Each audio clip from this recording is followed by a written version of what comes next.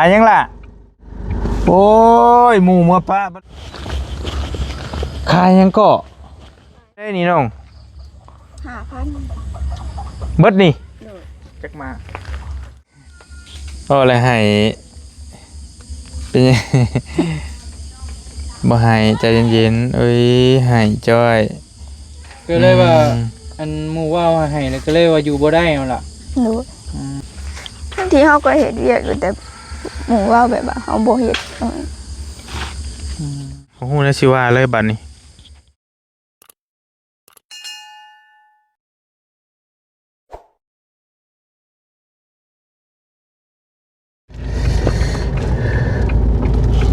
ไปพี่น้องไงพอดีบอลลี่กำลังกลับมาแต่ทางเทิงพูดแหละมาเห็นน้องคนหนึ่งนั่งขายยังไงพอดีมืดชุ่มเลยพี่น้องไงกำลัง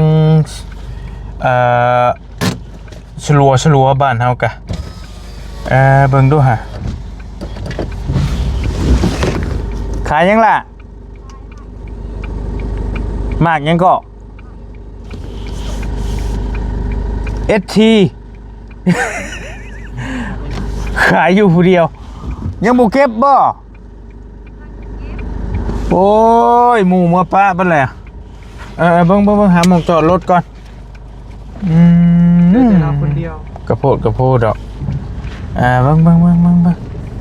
จอดรถก่อน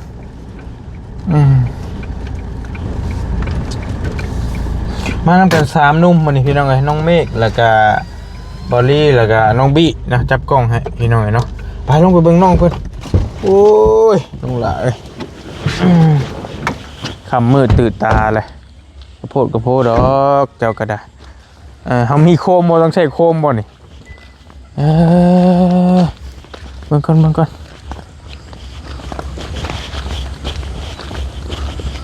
ขายยังก็ไอ้คือบ่ฮู้มากหยังเราบอก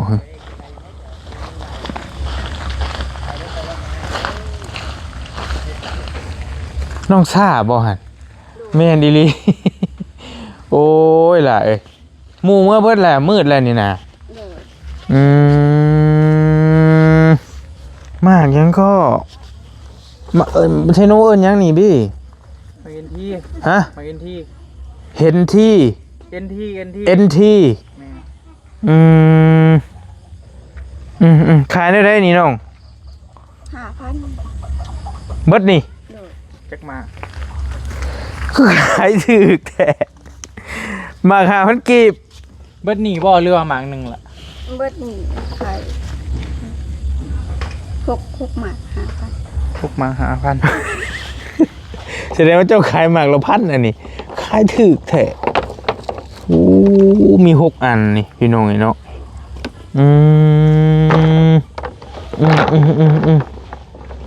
ชื่ออ้ายอยู่ที่มื้อนั้นพากันมาเมาอันนี้ซอยอยู่ในนี้พี่น้องเนาะแต่ว่ามื้อนี้เฮาก็มาค่ำแล้วบ่รีบไปแวะน้องน้อยน้องหยังนี่พากันมาเอาสัญญาณแล้วก็กลับมาบัดน้องเพิ่นยังขายจ่อยอยู่กำลังสิเก็บแล้วบ่นี่นะมันบ่ไหวขายยังแน่มื้อนี้น้องขายกิโลกับหมากขายจิโลได้เท่าไหร่จิโลฮะได้อัน30,000โลโตคือได้หน่อยแท้มันบ่ได้ขายมันข้าเจ้าโต100โตได้30,000ประมาณ40กว่าบาทนี่แหละเบิ่งฮะมืดแฮงแล้วพี่น้องเนาะตัวกินข้าวกินน้ำแล้วบ่น้องยังบ่ทันกินยังบ่ทันได้กินใส่ไม้นี่ไอ้เบิดจิโลแล้วยังเหลือแต่นี่บัดนี้หั่นน่ะโอ้ที่ตัวกระบาบน้องเป็นสาวได้พี่น้องไอ้น้องเพิ่นนี่นะน้องซ่าออลีมาหามื้อนั้นกับน้องบี้เพิ่นบี้เฮ็ดได้เฮานี่กระบาบได้กระบาบน้องเพิ่นเด้เมาสวยแล้วเลยมันชื่อได้อยู่ดอกสำนี่นะจะไปเอาไม้ใช้คือถือแท้กกเอาในกกเอาในกกอยู่หน้าบ่อยู่กกมันนี่บ่อยู่กกมันเองนี่บ่ โดย อืมกินอยู่ที่เจ้ากันนี่น้อง กิน มันกินได้นี่กินมึงรู้อ้ายคือบ่จักน่ากินเอาหมักได้ไหม อีหลีอ้ายบ่ค่อยปานใดเลย เอามากินได้ไหม แซ่บคันว่าอ้ายว่านึกว่าหมากเล็บหมอกเล็บไหม้ผู้ใดนี่ คือ นะ เนาะคือหมักเล่มไม้ แม่ คิดว่าคล้ายหมักเล่มไม้เนาะ มากับลูกชายนี่พี่น้องกับน้องเมฆมา3หนุ่ม เจ้าสิลองซิมบ่ อ้ายมันคิวมันหยังหั่นน่ะ คิว เมฆก็กินบ่ ก็ มาชิมมึงดูมาชิมมึงดูหวานได้พอดีกินหน่อย แค่หมากกระเสกนี่บ่กินมันฮะ บ่มันสิหวานจะลองซิมเบิ่งแหละหวาน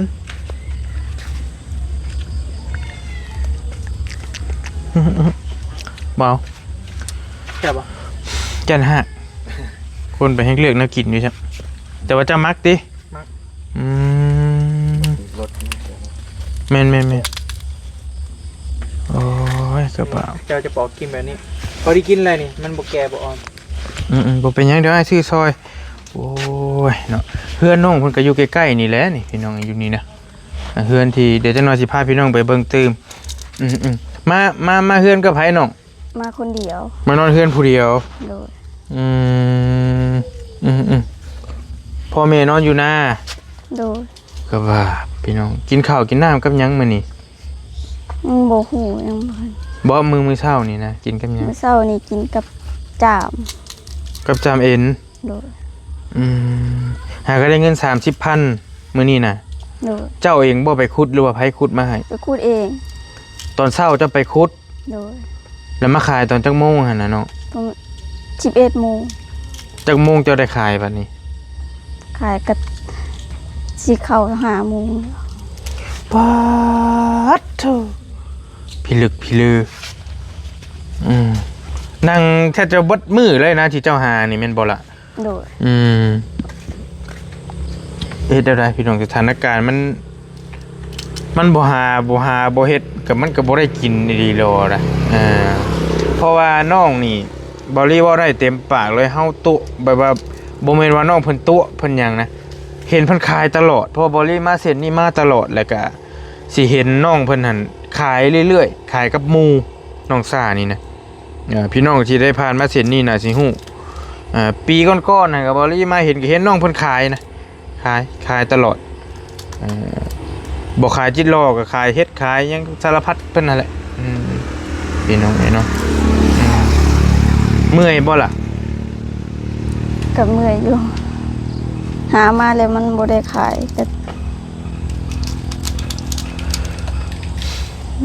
เมื่อยหาก็มานั่งขายตัวได้เมื่อยกว่ากัน มานั่งขาย หานี่ยังบ่ลำบากส่ำใด มานั่งขายก็เพื่อสิได้ขายไปค่ะบางมื้อก็ได้ขายบางมื้อก็บ่ได้ขาย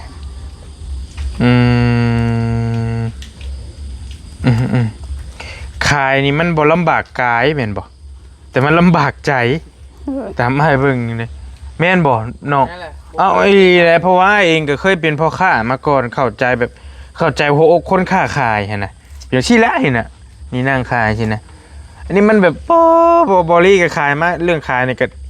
ยอมรับว่าหลายอย่างคือกันแล้วมันเหลือน้อยๆที่สมมุติว่ามันก็ขายบ่ได้ขายจักไผสิซื้อซอยคือจิตรอนี่ไปหานี่ก็หลายชั่วโมงแล้วเพื่อจะสิได้100โตแม่นบ่ย่างเลาะไปขุดเพื่อสิได้แต่ละอัน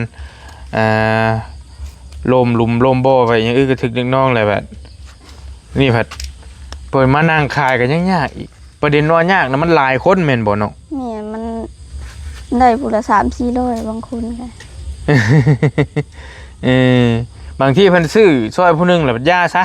เพื่อสิฮอดคิวเฮาบัดนี้ มันเฮาบ่ค่อยปากแน่มันก็บ่ค่อยได้ขาย เจ้าเป็นคนบ่ค่อยเว้าเนาะ โดย ไอ้เสื้ออยู่เพราะว่าอีหลาเพิ่นนี่บ่ค่อยเป็นคนที่บ่ค่อยมักปากมักเว้าหั่นน่ะมีแต่ยิ้มใส่เล็กน้อยคนอื่นแล้วเพิ่นแล่นใส่ซอยคนนี้นั่นโน่นนี่แม่นบ่เพิ่นกล้าปากกล้าเว้าเจ้านี่บ่เงินรอได้บุญวาสนาอย่างเดียวรอแต่นี่โชคเข้ามาแล้วจังได้ซื้อหั่นน่ะโอ้ก็บาปแฮงนะพี่น้องเนาะจักอาชีวะได้น้ำเจ้า ไอ้เห็นแล้ว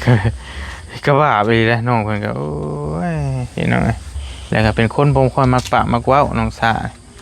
อายุเท่าไหร่ก็ 20 ปี 20 ปี โดย อืมโพดโพพี่น้องเอ้ย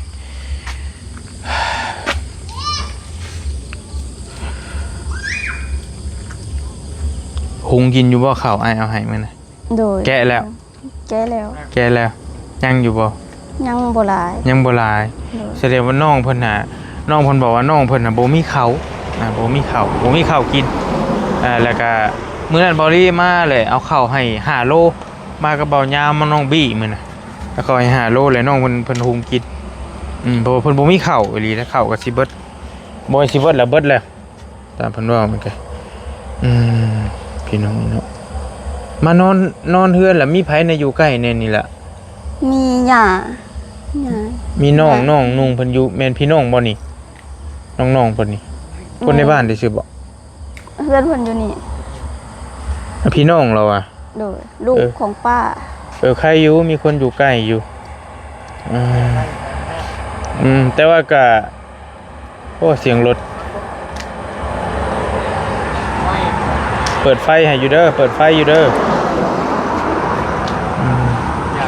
ส่วนหลายคนในบ้านเฮาก็ประมาณนี้แหละตั้งแต่ช่วงแถวบ้านเบาลีก็คือกันยามดำหน้าแล้วพ่อแม่สินอนอยู่นะแล้วก็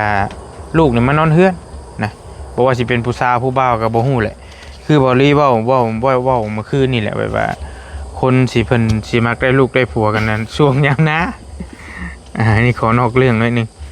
มาลิ้นมากินกันมาอันนี้กันเด้พี่น้องเนาะอย่าชื่อซอยดอกเด้อน้องเด้อ โดย อย่าที่ชื่อซอยบ่เป็นหยังได้เงินเนี่ยอยากได้เงินไปซื้อหยังเนาะ ซื้อข้าว ซื้อข้าวกิน โดย มีข้าวจักโลจังสิกุ้มเดือน บ่ฮู้ 50 โลนี่กุ้มบ่เดือน50 โลกุ้มอยู่บ่เดือนหนึง50 โล กลุ่มเดือน ได้อยู่เดือนหนึง บ่หลายคนปานใด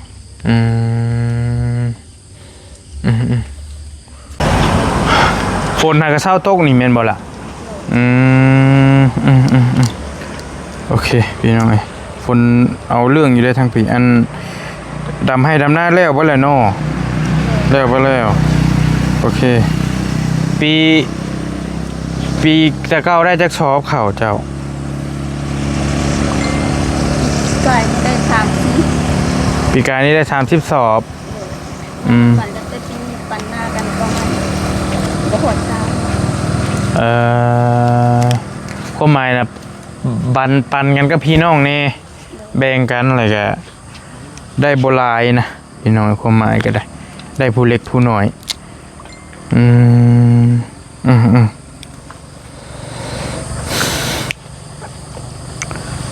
30สอบเป็นข้าวเปลือกเลยพี่น้องก็สิพอกินได้นะกันสิว่าก็ได้เอาไม่กับดับติดๆมันให้จะได้บ้านนี้เนาะ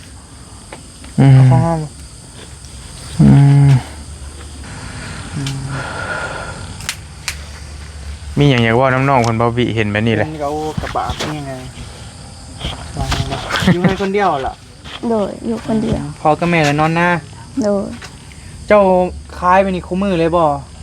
โดยขายคู่มือ ถ้าบ่คล้ายก็คือหูแล้วเนาะเฮาก็จะเอาเงินในไสไปซื้อของอยู่ของกินแม่นบ่ล่ะ โดย ก็สิว่าในได้พ่อพี่น้องมาเห็นเลยก็โอ้ กระบะ กระบะแห้งได้ สุด โดย ๆผู้งามผมเลย แม่นแล้ว น้องเพิ่นก็ได้มาเมื่อไหร่คือจอยมาเมื่อไหร่คือโอเคอยู่ คือตุ้ยไว้แต่เนาะ แบบมีซีซันได้ มื้อนั้นธรรมชาตินะเบิ่งนะ ไม่มีอัน มามื้อนี้คือผู้งามอยู่เนาะ ไม่เนาะแล้วเนาะออกมาคล้ายเกลืองเนาะไม่เกลืองทางเสมอ หยอก มื้อนั้นบ่มีแนวขาย โอ้ กันไม่ได้มีแนวคล้ายเลยแต่งงาม ขนาดงามน่ะคนยังบ่ซื้อน้ำอยู่เห็นบ่อ้ายก็ยังบ่จักได้ว่า คือเอาหัวแหละมาขายไปนี่มันหลายคนเด้อันยังก็ดื้อได้ดื้อยังก็เพิ่นดอกดื้อได้ไออด และด้านได้ไออด ด้านได้ไอ ด้าน อด ได้ไออด คือแบบเฮามาก็หุ่มใส่นะ แม่น น้องเพิ่นสิบ่กล้า แม่ เพราะว่า แม่ นิ่งๆเด้เบิ่ง น้องบ่มักปาก แม่บ่มากล่าวว่าต้องมาเลยต้องแลดใส่เลยนะคือซอยแน่ซอยคอยแน่ซอยคอยแน่อย่างแล้วได้ขายเนาะล่ะเนาะ โดย ว่าเอาไปหยัดใส่มือเลยเด้เจ้าบ่ซื้อจักสิว่าแน่ เออ คือน้องเพิ่นนี่คือสิบ่กล้า จะเป็นคนบ่ค่อยเว้าอยู่แล้วแม่นบ่ค่อยปาก คือแบบเรื่องหมู่แบบเพิ่นแน่มาเห็นพุ่นแล้วเนาะล่ะโชคดีเพิ่นอีต้นเพิ่นก็ซื้อซอยพุ่นแล้ว อืม ตอนนี้ก็ค่ำแล้วเฮ้ยไม่เอา สู้ๆหั่นแหละบ่ฮู้สิเว้าคำใดอ้ายกะขายก็ขาย5,000กีบขายถูกพร้อมได้ เบิดมือได้เท่าไหร่แล้วล่ะมื้อนี้ มื้อนี้ได้3-4 30 กิโล ถ้าว่าขายนี่เบิดก็ได้ 35,000แม่นบ่ โดย 35นี่ฮอดบ่60 บาท 50 บาท 50 บาทเนาะ แม่50 บาทพอดี 50 บาทพ่อพี่น้อง ขายเบิดมื้อ ประเด็นคือยามมื้อเช้านี่ต้องไปขุดจิหล่อมาอีกเด้อขุดมาแล้วก็มานั่งขายอีกบาทนี่เบิดมื้อค่ำนะเนาะ โด ก็ ย ง่ายๆก็ตอนเช้าไปหามาเห็นบ่ ตอนเช้าไปหาแล้วก็ คาบเที่ยงเลยก็มา มาขาย มานั่งขายบาทจนค่ำโอ้บ่หาก็บ่จักแนวสิเฮาจักสิเอาเงินมาให้แซนบ่ล่ะ โดย เจ้ามีน้องจักคนเจ้า มีน้อง4คน มีน้อง4คน โดย เพิ่นอยู่ไส อยู่นา อยู่หน้าน้ำพ่อน้ำแม่บ่เจ้าเป็นเอ้ยกกบ่ โดย อืมแสดงว่าน้องก็ยังน้อยอีกนี่ อ้ายก็คือว่าเคยเห็นแมปอยู่ ผู้หญิงบ่หรือผู้ชายน้องเจ้า ผู้หญิง3ชาย1 ผู้หญิง3ผู้ชาย1 ผู้ชายเพิ่นก็ไปเอาเมียไปสู่เมีย น้องน่ะเอาเมียแล้ว โดย เอ้ยบ่ทันได้เอาเทื่ออยู่ ก็ว่าเอ้ยซื่อๆเนาะคนซื่อๆคนว่าตรงไปตรงมานะก็บ่าไปหน่อยเคยไปเก็บกาแฟอยู่ลาวใต้บ่มีแต่ครอบครัวไป โดย เพราะอ้ายได้ยินว่าครอบครัวน้องอ้ายมาปีกายนี่เด้เพิ่นไปเก็บกาแฟน้องละอยู่ผู้เดียว พ่อกับแม่ว่ะ แม่นไปเบิดเลยเนาะล่ะเนาะตอนนั้น โด เนาะ ยไปหมดเลย แล้วเราอยู่ผู้เดียวเราเฝ้าเฮือนเฝ้าซ่านนั่นน่ะนั่นน่ะ เจ้าเคยไปเฮ็ดเวียกบ่ซะล่ะ เคย ไปเฮ็ดอยู่ไส อยู่เวียง ไปดนบ่ ไปได้เดือนปลาย เป็นอะไร อยู่บ่ได้ อยู่บ่ได้แบบเฮ็ดเวียกนำกันแต่ว่าหมู่เว้าให้ เพิ่นว่าอะไรนั่นล่ะ แบบเฮาเฮ็ดอยู่แต่ว่า เวลาหัวหน้ามาแล้วหมู่สิมักไปเว้าใส่หัวหน้าว่าเฮาบ่เฮ็ดประมาณ อืม มีคนยุเย โดย ยุเยแบบว่าก็ใส่ไล่นั่นแหละ บ่มักเฮา มันสิว่า บ่มักเฮาหั่นแหละ เอาว่าให้เอ้ยบ่อะไรให้เป็นไง บ่ให้ใจเย็นๆเอ้ยให้จ้อย ก็เลยว่าอันหมู่ว่าให้แล้วก็เลยว่าอยู่บ่ได้เอาล่ะ โดย เพิ่นว่าแนวใดยกตัวอย่างเอาประมาณว่าเพิ่นว่า บางทีเฮาก็เฮ็ดเวียกอยู่แต่หมู่เว้าแบบว่าเฮาบ่เฮ็ด คือน้องเพิ่นนี่ก็บ่ง่ายกับบ่แพ้หมู่นะเบิ่งนี่แต่เป็นคนแบบเฮ้ยก็ว่าโอ้โหนะสิว่าเลยบัดนี้หายมาสัมภาษณ์หลายเทื่อบ่เคยเห็นหายเลย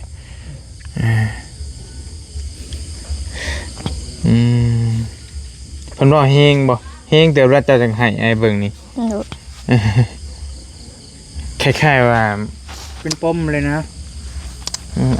แม่นตัวนี้ไอ้ฮู้เลยไอ้เป็นลูกจ้างมาก่อนแล้วก็อยู่ร่วมกันหลายคนเลยไผก็อยากได้หน้านะแม่นบ่ล่ะ โดย อยากได้หน้าคือไอ้อยู่กับเจ้านี่น้องบี้น้องเมฆแน่ โดย ไอ้เสียไปบอกซะเจ้านายนี่เอ้ยสองคนนี้บ่ได้เรื่องนั้นโน่นนี่หั่นน่ะ โดย แล้วเจ้านายมาให้บัดนี้แม่นบ่ โดยแบบว่าหมู่อยู่ก่อนเฮาไปนำหลัง เป็นลูกพี่เป็นลูกพี่แหละ ข่อยต้องใหญ่นะเจ้าต้องฟังข่อย ว่าไงเฮาเฮ็ดร้ายกว่าลูกพี่อีกเนาะแต่เพิ่นมาเว้าใส่ เบ็ดละครสั่นเลย โดย ไปเดียวละครสั่นเลย แต่อันนี้ชีวิตจริงได้แหละ อันนี้ชีวิตจริง อืม อืมนั่งอยู่นี่กับชีวิตจริงแหละนี่พี่น้องนี่ก็ได้บ่ฮู้สิว่าจะได้ อดเอาน้องเฮ็ดจะได้มันโอ้ไอ้ว่าสักมือฟ้ามันก็ต้องมีตาให้ได้ตอนนี้ฟ้ายังมืดยังมนอยู่สู่ไปก่อน ทุกอย่างมีเวลาของมัน บ่ตลกละบ่ตลกยังตลกจิตตลกอยู่ก็ถูกอยู่ดอกถูกอยู่ เอาเป็นก็ยิ้มได้เด้ เอ นะ ออดเอา ไปเฮ็ดเวียกตอนน่ะความฝันอยากได้เงินมาเฮ็ดหยังล่ะ เฮ็ดเฮือน อยากเฮ็ดเฮือน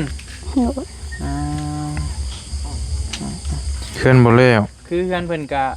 เฮาก็เคยมาตอนนั้นเนาะ แม่น ไปก็เข้าไป ๆ เบิ่งกะมุงแล้วเห็นบ่ โดยมุง มุงแล้วแต่ว่ายังบ่ยังเฮือนยังเฮ็ดบ่แล้วอะนะพี่น้อง อืม อยากได้เงินเม็ดเฮือนแม่นบ่ล่ะ โดย แต่ก็อยู่บ่ได้เนาะถูกหมู่เว้าให้ก็เลยกลับมาบ้าน ก็มาแล้วก็บ่กล้าไป บ่กล้าไปทางใดเลยบัด โดย ก็เลยว่าได้มาขุดจิหล่อยังคล้ายแบบบ้านเฮาอยู่แล้วเนาะล่ะเนาะ โดย แต่อันนี้มันก็ฮอดบ่พอสิกุ้มกินซ้ำนะพ่อพี่น้องเลยฮอดบ่ได้บางมื้อก็คือแบบนี้แล้วเนาะล่ะเนาะจนค้ำแม่นบ่ โดย เพื่อสิได้เงิน50 บาทพ่อพี่น้อง35,000อันนี้ก็ยัง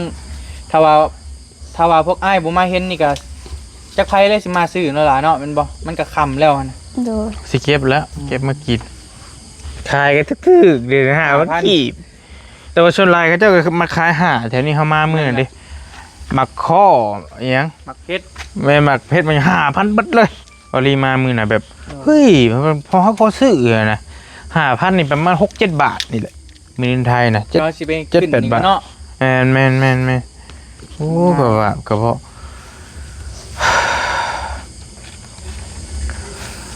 สู้ๆเอ้ยหลายเด้อสู้ๆแล้วมือหนึ่งต้องเป็นมือของเฮา ให้เชื่อว่าคนดุหมั่นกับเจ้าเทวดาเพิ่นแนมเห็นอยู่ดอกล่ะต้องมีมือหนึ่งเด้อหลายเด้อ โดย อืม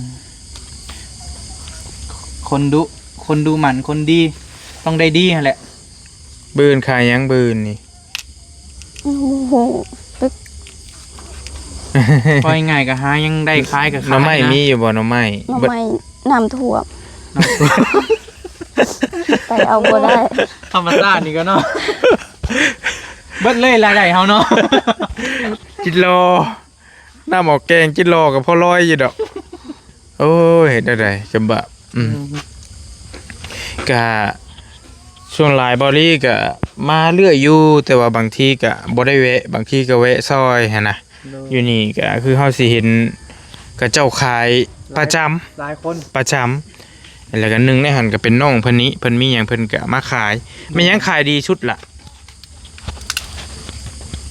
บ่ฮู้ ที่จะบอกที่เจ้าขายมาที่ว่ามันรู้สึกว่าขายง่ายๆเนี่ยนะขายง่ายนี่หั่นนะ มันบ่มีเดี๋ยวขายไงมันก็ยากเบิด ก็ง่ายๆก็แล้วแต่มือเฮามานะเนาะล่ะเนาะ คนบ่ค่อยมักว้าวคือน้องเพิ่นบอกแหละไม่หยังมันก็เป็นอันยากเบิดเลยบัดนี้มักปะมักว้าวก็เอาจังซี่ซะมันก็สมมันค่ำแหละเฮาก็ได้ว้าวแหละเดี๋ยวไปยามเพื่อนน้องเพิ่นไปเบิ่งหวดๆให้เบิ่งจักหน่อยแล้วก็สิเอาข้าวเอาน้ำให้แต่ว่าทางก็สมควรกับเพื่อนเติบอยู่ได้เนาะเข้าหันก็ได้เข้าบ่ล่ะหรือบ่เข้ามื้อหน้าบ่มื้อหน้าจังเข้าบ่บิ เพื่อนเจ้านี่บ่มีพายุนบ่ล่ะ โดยบ่มี เจ้านอนเพื่อนคนเดียว โดย ตาญาติอีกได้น่ะประตูก็บ่มีผู้หญิง อยู่บ่ อยู่ได้แล้วคิดฮอดโบเลยเนาะ เอ้ยยังไปได้อีกโอเคเอาบ่เป็นหยังเอาจังซี่น่าสิให้เจ้าใบหนึงโอ้ ค่ามากอันนี้เจ้าอ่ะ ให้ใบหนึ่ง ได้ประมาณ10 เท่า 10 เท่าของราคาเจ้า ตัวเด้ อันนี้5,000 20เท่าเด้ บ่เป็นหยังมันก็บ่เงินบ่ได้หลายดอกอ้ายให้100,000เด้อมีแต่เงินให้เจ้าไว้ซื้ออยากซื้อกินเด้อแล้วแต่เจ้า เนาะ โดย ของอ ซื้ ยู่ อ ข มา อง ผิ กิ ด น เป็นนัวไป ซื้อหมกพริกแป้งนัวอันยังก็ว่ากันไปโอเคเอามาเบิดอะบี้ดึง บี้แล้วดึงไปกินบ่โอ้ลึกแค่นี้แต่ก็เอ้ยเอาคุยน้ำน้องเพิ่นถ่าอาสิไปเอาของฝากมาให้น้องเพิ่น โดย ล้มน้ำร้อนผู้บ่าวแต่ละมือก็หาขายไปนี่เหรอล่ะ โดย คือกำลังพากันมาโหลดคลิปพอพี่น้องกำลังสิกลับแล้วพอดีเห็นแสงไฟน้องเพิ่นก็คิดว่าเพิ่นอันยังหั่นนะก็เลยมาแหวะเบิ่งแล้วว่าเป็นน้องซ่าว่าซะก็ว่าบี้เคยไปเบิ่งเฮือนน้องเพิ่นแล้วกะเฮือนยังบ่ทันเฮ็ดแล้วหั่นนะเป็นมุงอะไรยังแล้วเนาะล่ะเนาะ โดย แต่ว่ายังก่อยังอะไรยังหั่นแหละเดี๋ยวมือหน้าก่อนถ้าว่ามาเว้นๆก็จึงสิพาเขาไปเบิ่งอีกบาทนึงเพราะว่าตอนนี้มันก็ค่ำแล้วนางขายเบิดมือคือมาแต่ละเทื่อก็น้องเพิ่นก็สิขายอยู่นี่เป็นประจำหั่นแหละเป็นอยู่นี่จะเป็นแบบบ่อนขายของอยู่ของกินอะไรยังต่างๆนั่นแหละคือที่ว่าพวกเฮามาซื้อในมือนั่นนั่นแหละพี่น้องก็มีแต่สู้ๆแล้วล่ะเด้อมื้อนี้ก็ได้ประมาณ50 บาทนี่แหละน้องเพิ่นตัว 30,000 กีบกว่าพี่น้องกระบะเห็นอะไรครับ เบิ่งไอ้สิเข้ามาเบิ่ง จะอยู่ขายบ่ เอาสิกลับก็เด้อก็ไม่เมฆเด้อ เข้าคือเก่าหั่นแหละเด้อ โดย บ่รีบไปมุกมากเลยสิข้าวติดรถไว้ แต่ว่าเป็นข้าวเจ้าคือเก่าหั่นแหละอยากกระหุงกิน มีอยู่บ่หม้อหุงข้าว บ่มี เอาเนี่ยเจ้าหุงใช้ซะนะ มาหุงเฮือนหญ้า มาหุงเฮือนย่าอีก โดย ก็โอ้ยเอาเอ้ยอันนี้มี โดย ขอบใจขนมเด้อ โดย เฮากะเดี๋ยวไปเด้ให้พี่น้องเบิ่งน้อยหนึงก็ได้เพื่อนน้องเพิ่นไปอันนี้โคมเจ้าเนาะยืมได้มั้ย ดึงมาด้วยให้น้องเมฆดึงมั้ยพี่มาโค้งๆมาทางพี่ก็เดี๋ยวซ่องๆให้พี่น้องเบิ่งน้อยหนึงได้ว่าสิไปเบิ่งแล้วเด้ให้พี่น้องเห็นภาพ โอ้มา น้ำกันหั่นนะมาพี่มันก็มืดแล้วก็บาปน้องเพิ่นไปเนาะจะว่าสิได้เมื่อ2 คนบ่จักมื้อนี้บ่ จังว่านี่แหละกูบ่าวกูแพ้เอาชุบเจ้านี่แหละต้องมีคนอยู่คนนั้นคนหนึงไปแหละ บ่ได้อันนี้แม่นบ่ล่ะเฮือนเจ้า โดย นี่ มึงเล่นเราล่ะ มุงแล้วแต่ว่ามันจักปีแล้วเนี่ยเขาจะเฮ็ดเนี่ยเอา หลายปีแล้วนับบ่ฮู้ นับได้บ่จักปี ก็5-6 ปีประมาณนี้ ดินมันเก่าบ่แล้วนะ มันสิบ่ปลูกไว้แล้วบ่เนาะ บ่ฮู้แน่ว่าแต่ว่าเฮือนจริงน้องนอนน่ะตัวนั้นเด้นอนอยู่หั่น เจ้าสู้แม่ก็ แม่นแล้วน้ำไหลเปื้อนเบิดพี่น้อยเนาะประมาณนั่นแหละคือว่าแล้วก็ยังมันเฮ็ดข้างเต็งยิงไว้ประมาณนี้มันคือบ่มีเงินเฮ็ดต่อหั่นแหละบอกง่ายๆภาษาบ้านเฮาก็ได้บ่ต้องนับเอาเงินเฮ็ดเฮือนเฮ็ดซ่านแหละขนาดว่าเงินซื้อข้าวซื้อหยังกินไปมื้อๆนี่ก็ยังลำบากเลยนะคือสิแหละขายจิตรอได้เบิดมื้อได้ 30,000 กีบได้ประมาณ40 บาท40 กว่าบาทพี่น้องเงินบาทก็มันสิซื้อหยังได้นี่นะก็บ่ฮู้แนวสิว่าเลยสู้ๆจังใดก็ได้เด้อ โดย เดี๋ยวมื้อหน้ามื้อไหนอ้ายมาเลยก็สิมีโอกาสก็สิไปหาใหม่เด้อน้องเด้อ โดย วันนี้อ้ายก็สิเมื่อพูดก่อนมันค่ำแล้วสิเดินทางเอาไว้กินเด้อต้มมีนี่แล้วกินกับ โดย กับข้าวหุงอยู่ดีมีแห้งเด้อสู้ๆบ่เป็นหยัง ขอโทษน้องซ่าพี่น้อยกำลังยังเป็นสาวโสดอยู่ยังบ่ทันแต่งงานนั่นแหละเอาว่ายังไงก็ได้ไปทางใด ก็ไต่ไฟ ฮะ ไต่ไฟ เอาไต่ไฟก่อน แต่ว่ามีฟืนมีไฟอยู่เด้เพิ่นน้องเพิ่นก็ได้ก็ว่า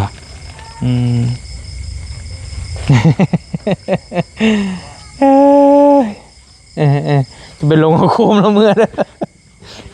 ถึงโคมเราได้นี่เอ็ดใช่ได้อยู่ใช้ไฟกะมันตายเลย ขาดแล้ว แบบเป็นคนซื่อๆว่าตรงไปตรงมาเนี่ยแบบนี้เฮ้ยหลายแบบกระเบาะป้าอยู่ดีมีแห้งเฮากะเดินทางมาพ่อน้องเพิ่นกะเห็นเรื่อยแล้วแหละพี่น้องแต่ว่ามื้อนี้มันเป็นภาพมีอย่างที่เฮาเห็นเลยมันตามใจนะกระบาบสุดยอดเลยบ่จักนาชิว่าฝากน้องเพิ่นแน่จังใดก็ได้อยู่ดีมีแห้งไปแล้วพี่น้องสบายดีเด้อพี่น้องเด้อ